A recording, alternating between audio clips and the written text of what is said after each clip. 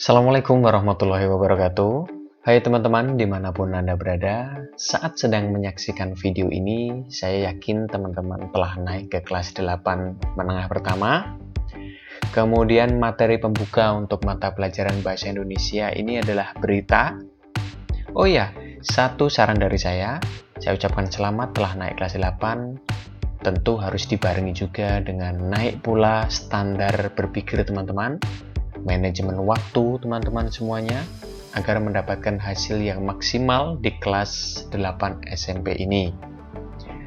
Baik, buku yang digunakan untuk materi Bahasa Indonesia berita yaitu Kemdikbud tahun 2017. Saya harap teman-teman sedang menyimak buku ini juga agar pembelajaran berjalan dengan baik. Kompetensi dasar yang akan teman-teman terima selama beberapa minggu ke depan ada 4 ya. Silahkan dibaca dan dipahami. Keempat-empatnya ini akan kita bahas bersama-sama di video pembelajaran. Baik, yang pertama adalah mengidentifikasi unsur berita. Ada 2 topik yang akan kita bahas. Yang pertama adalah menjelaskan pengertian berita dan yang kedua adalah unsur-unsur berita. Baik, langsung saja. Mengidentifikasi unsur berita. Yang pertama, menjelaskan pengertian berita. Saya punya satu contoh fakta di sini bahwa ketika kita menuliskan berita di mesin pencari Google, maka yang muncul adalah berita-berita dari berbagai sumber. Berita ini informasinya bermacam-macam. Nah, oleh karena itu kita mendapatkan satu fakta bahwa berita itu adalah pemerolehan informasi, teman-teman. Ya. Yang kedua, pasti berkenaan mengenai sesuatu hal. Sifatnya aktual atau sedang hangat-hangatnya dibicarakan atau baru saja rilis. Berikutnya, kita mendapatkan berita pasti sumbernya bebas. Dalam hal ini dari Google, bisa juga dari teman, keluarga, guru, ya, atau media-media yang menampilkan berita-berita seperti media elektronik maupun media cetak. Nah, itu pengertian dari berita, teman-teman. Baik, yang kedua, mengetahui unsur-unsur berita. Oke, unsur berita menyajikan informasi pokok penting, teman-teman, karena mewakili keingintahuan pembaca. Maksudnya adalah jika kita, dalam hal ini Anda dan saya ya, mendapatkan satu informasi berita, maka apa yang akan kita lakukan? Tentunya sebagai manusia atau yang merespon,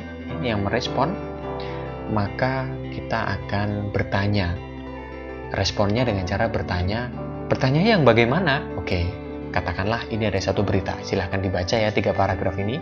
Saat membaca berita ini atau setelah membaca berita ini, maka seharusnya kita mempunyai rasa ingin tahu. Nah, rasa ingin tahu itu dapat diwujudkan dalam bentuk pertanyaan. Bisa apa? Bisa siapa? Di mana? Bagaimana? Mengapa? Kapan? Ya, terserah sesuai atau sesuai kita sajalah. Ingin bertanya pada bagian mana gitu. Nah, pertanyaan-pertanyaan jika kita lontarkan dalam suatu berita, informasi, maka itu merupakan unsur pentingnya, teman-teman. Karena kita tanya pada bagian yang penting. Bagian yang kurang jelas atau bagian yang memang itu menjadi fokusnya. Oke. Dalam buku ajar buku paket ya, di halaman 3, teman-teman bisa melihat di sana bahwa ada 6 pertanyaan beserta jawabannya. Nah, bukti ini adalah salah satu fakta bahwa pertanyaan dan jawaban dari berita itu merupakan unsur pokok penting, teman-teman. Ya, ada 6 ya. Jadi teman-teman bisa perdalam sendiri ya. Kemudian panah-panah di dalam slide ini juga menunjukkan jawabannya. Apa? Ya. Siapa? Di mananya dan lain sebagainya. Nah, ini teman-teman bisa sesuaikan. Berikutnya. Oke, ini untuk memperdalam saja mana informasi yang termasuk di bidang pendidikan. Nah, silahkan dibaca dan dipahami. Jika menurut saya itu ada di nomor 2 Nah, ini merupakan contoh informasi dalam bidang pendidikan. Alasannya adalah menjelaskan atau menginformasi lomba bidang pendidikan, yaitu menulis cerpen. Oke, untuk yang lain silahkan dipilih sendiri, sudah saya bantu menggunakan alasannya. Silahkan dicentang ya. Berikutnya, yang contoh B ya, atau soal B di sini. Nah, ini ada 5 contoh informasi juga, teman-teman tinggal menceklis saja di mana berita yang memuat informasi peristiwa alam, sosial, politik, atau disingkat menjadi ASP ya. Kalau menurut saya itu di nomor 4, contoh informasi itu memuat informasi politik. Oke, yang lain silahkan dicari ya. Sudah saya beri 1 contoh. Kemudian yang C, teman-teman disuruh untuk membaca berita yang pernah dibaca sebelumnya, kemudian menemukan unsur-unsurnya, dilanjutkan dengan berdiskusi, kemudian dimasukkan jawabannya di tabel analisis yang telah tersaji. Nah, ya, satu hal yang saya perlu garis bawahi yaitu kesimpulan. Kesimpulan belum kita pelajari pada materi yang baru kita bahas ini. Mungkin maksud dari tugas ini adalah ingin mengetahui seberapa jauh teman-teman bisa menyimpulkan satu berita setelah dianalisis unsur-unsurnya. Tidak apa-apa, silahkan disampaikan saja. Karena nanti ada bagian tersendiri membahas mengenai kesimpulan.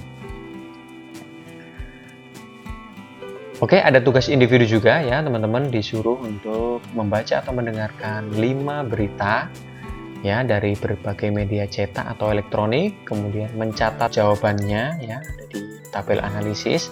Di sini saya memberikan 1 contoh. Saya sedang mengakses beberapa hari yang lalu mengenai topik berita jam sostek dari sumber Detik News ya. Kemudian setelah saya baca dan pahami, saya mendapatkan 1 informasi bahwa topik beritanya adalah kenaikan manfaat BP jam sostek. Sumbernya detiknews.com, tanggalnya 16 Juni 2020, dan isinya adalah manfaat BP jam sostek naik, tapi iuran tak naik. Nah, intinya seperti itu. Berikutnya kita masuk ke subbab B, yaitu meringkas dan menyimpulkan berita. Topik pertama adalah meringkas pokok isi berita yang dibaca dan didengar. Yang kedua adalah menyimpulkan pokok isi berita. Yang terakhir adalah memberikan tanggapan. Oke, meringkas, menyimpulkan, dan memberikan tanggapan. Oke, yang pertama, meringkas pokok isi berita yang dibaca dan didengar. Oke, kita harus menyepakati bahwa meringkas itu menyajikan dalam bentuk lebih sedikit dari versi aslinya. Oke, informasi dalam berita dikatakan ringkas jika memuat unsur pokok berita. Oke, unsur-unsur yang ditemukan yaitu 5W1H itu merupakan pokok berita. Jika kita gabung akan menjadi sebuah ringkasan. Ini alurnya, teman-teman bisa simak dan pahami. Membaca informasi berita, kemudian kita menemukan pokok berita, kita tentukan pola pengembangannya, kemudian kita ubah menjadi sebuah ringkasan. Oke, maksud menemukan pokok berita yaitu kita membuat 6 daftar pertanyaan beserta jawabannya. Nah, itu sudah menemukan pokok berita. Kemudian menentukan pola pengembangan. Pilih saja unsur mana yang akan kita jadikan informasi awal sebelum mengubahnya menjadi sebuah ringkasan. Oke, dalam contoh ini ya ada 1 contoh yang ada di buku ajar, yaitu menggunakan pola apa, siapa, di mana, kapan, mengapa, bagaimana. Jadinya ya seperti pada slide ini. Ya, Pelabuhan Merak dipadati oleh truk-truk bla bla bla bla bla bla, itu menggunakan pola seperti yang di atas.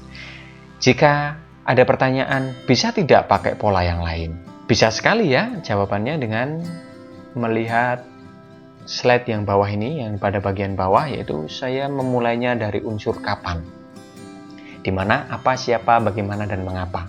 Nah, teman-teman silahkan dibaca dan disimak. Nah, jadinya seperti itu. Nah, jadi kita bebas menentukan pola pengembangan mana yang kita anggap lebih mudah, ya. Kemudian kita gabungkan sehingga menjadi satu ringkasan yang baik, gitu. Oke, berikutnya kita masuk ke contoh yang lain lagi. Ya, beberapa waktu yang lalu saya membaca mengenai berita roket kecil-kecil cabai rawit milik startup ini sukses meluncur. Oke, ada beberapa paragraf di sana, teman-teman bisa mempause video ini lalu membacanya. Kemudian, saya mencari pokok-pokok beritanya, ya, setelah saya ketahui. Nah, teman-teman bisa simak juga ya, bisa lihat jawabannya. Setelah diketahui, maka saya memilih pola mana yang saya anggap lebih mudah untuk dimulai, untuk diubah menjadi sebuah ringkasan. Saya mulai dari pola apa, kapan, mengapa, bagaimana, siapa, di mana, dan jadinya adalah seperti ini. Nah, silahkan dibaca. Oke, tidak terlalu sulit untuk topik ini ya. Kita mulai lagi di topik berikutnya, yaitu menyimpulkan pokok isi berita yang dibaca dan didengar. Clue-nya adalah menyimpulkan. Jika menyimpulkan, berarti kita melibatkan wawasan dan pendapat kita terkait informasi yang telah kita baca. Karena kesimpulan seseorang pasti berbeda. Begitu juga dengan menyimpulkan berita, teman-teman. Menyimpulkan berarti menunjukkan bagian terpenting dari pokok isi berita. Bagian terpenting dari pokok isi berita adalah unsur apa, teman-teman? Oke, ya, tolong digarisbawahi. Unsur terpenting dari pokok berita adalah unsur apa. Mengapa demikian? Karena apa itu berisi informasi yang disampaikan. Ya, secara murni itulah yang disampaikan. Lalu unsur yang lain? Ya, unsur yang lain merupakan penambahan yang berfungsi sebagai pelengkap kesimpulan. Tinggal pilih saja. Unsur apa disandingkan dengan unsur apa yang apa begitu. Kemudian kita jadikan satu sehingga menjadi satu simpulan menurut pandangan kita. Saya punya satu alur, teman-teman. Kita berangkat dari ringkasan ya, karena menyimpulkan ini berangkat dari ringkasan. Ringkasan yang telah kita peroleh saat pelabuhan Merak dipadati truk-truk dan roket Skylark milik Skypora berhasil meluncur, ya, yang di slide sebelumnya tadi, ini bisa kita ubah menjadi satu kesimpulan dengan cara unsur apa saya tempatkan di atas, ya, karena paling dominan. Kemudian kita tambahkan unsur yang dianggap pas. Baik, di sini ya, saya menggunakan unsur apa, siapa, dan kapan. Nah, kalau ada di buku paket itu di halaman 8 ya, di contoh yang A ya, itu berangkat dari apa, siapa, dan kapan. Oke, jadinya adalah seperti itu. Kemudian yang paling bawah ya, ini contoh yang roket tadi, saya menggunakan unsur apa ditambahkan mengapa. Ya, jadilah kesimpulan menurut versi saya adalah roket Skylark meluncur untuk mengumpulkan dan mengukur profil angin. Nah, ini menurut saya begitu. Oke ya, teman-teman bisa menggunakan pola ini dalam menyimpulkan ya, sehingga nanti menjadi satu kesimpulan sesuai dengan wawasan teman-teman. Tinggal pilih begitu. Apa itu wajib ada dan yang lain tinggal pilih. Berikutnya, memberikan tanggapan berdasarkan berita yang dibaca dan didengar. Wah, yang nomor 3 ini setelah menyimpulkan berarti kita mulai melibatkan tanggapan, teman-teman. Ya. Tanggapan diberikan karena ada sesuatu hal yang dianggap benar atau salah. Oke, setuju ya dengan ini? Dianggap benar atau salah berarti penerima informasi atau kita mempunyai pandangan tersendiri. Jadi, tanggapan dapat berupa kritik dan komentar. Oke, saya punya satu bagan, teman-teman. Aspek yang ditanggapi dalam berita ada 2, yaitu di kiri, itu isinya atau struktur berita, yang kanan adalah bahasa berita. Isi itu berkaitan dengan kebenarannya dan kelengkapannya, itu struktur ya. Kalau bahasa itu berhubungan dengan penggunaan kalimat serta katanya.